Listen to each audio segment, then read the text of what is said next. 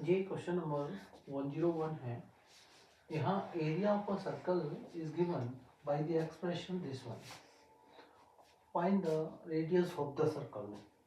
Circle की radius निकालनी है हमने। यहाँ पर सर्कल का एरिया दे रखा है, तो ये देखो सर्कल का एरिया जो फॉर्मूला होता है वो समझिए।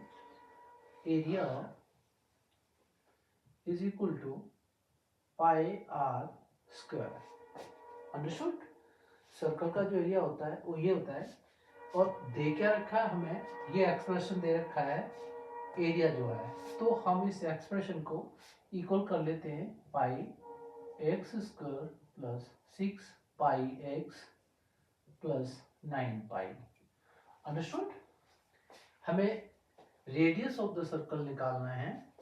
देखिए पाई है यहाँ पर, पाई इन तीनों टर्म्स में है, इसे हम कॉमन ले लेते हैं राइट साइड।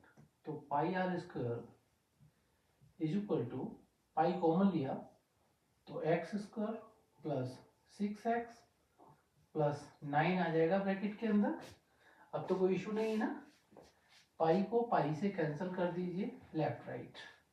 आपके पास क्या बचा, r square is equal to x square plus 6x plus 9। और मुझे आर की वैल्यू फाइंड आउट करनी है, तो क्या हो जाएगा, इसको स्क्वायर रूट लगा देंगे राइट साइड में। यहाँ से अगर स्क्वायर हटा तो राइट साइड में ये स्क्वायर रूट हो जाता है, इतना ध्यान रखना है। और ये एक्सप्रेशन लिख देंगे x square plus 6x plus 9। Understood? ये जो एक्सप्रेशन है इसे फैक्टराइज करना है। कैसे करेंगे? देखिए मेथड आपको पता है, x square plus 6x plus 9 है। तो देखिए ये किस फॉर्मेट में दे रखी है, जितनी भी आइडेंटिटीज हैं वहां आपने याद रखना है। देखिए एक पैटर्न तो यहाँ बनना है, ये परफेक्ट स्क्वायर है, ये परफेक्ट स्क्वायर है नहीं? मान लीजिए ये ए स्क्वायर की फॉर्म में है, ये बी स्क्वायर की फॉर्म में है। प्लस का साइन यहाँ ले लीजिए, ये प्लस का है तो यहाँ प्लस का साइन ले लीजिए। अब ये जो 6x है, अगर मैं A square plus B square plus 2ab की फॉर्म लाता हूँ तो 2 इंटू ए इंटू बी की फॉर्म में ये हो सकता है।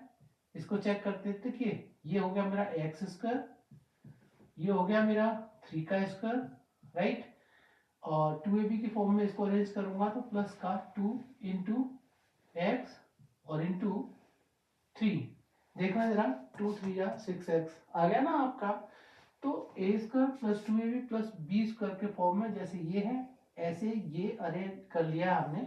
एक्सप्रेशन जो है दे रखा है।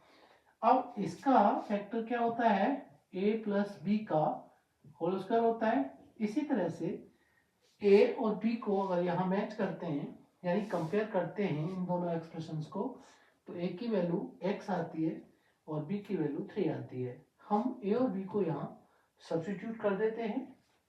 a कितना रखेंगे, x, और b आपका 3 हो जाएगा, x प्लस 3 का होल स्क्वायर। यानी ये आपके फैक्टर्स हो गए। दो फैक्टर होते हैं जो सेम होते हैं, इतना समझ में आ रहा है आपको? ये r is equal to square root के अंदर x प्लस 3 का होल स्क्वायर रख देंगे। अब इस स्क्वायर रूट को अगर हम लोग हटाएंगे तो इसकी पावर हाफ हो जाएगी, यानी इसकी होल पावर क्या हो जाएगी, हाफ हो जाएगी। तो जी x प्लस 3, एक तो इसकी पावर 2 है और पावर करेंगे तो ये हाफ हो जाएगी। अब यहाँ आइडेंटिटी कौन सी अप्लाई करोगे आप, a रेज टू m और होल रेज टू n, यानी पावर ऑफ पावर। यहाँ पावर ऑफ पावर है, यहाँ भी पावर ऑफ पावर है, इतना ध्यान रखेंगे आप। तो a raise to m into n हो जाती है उस केस में। इसी तरह से ये 2 इंटू हाफ हो जाएगी।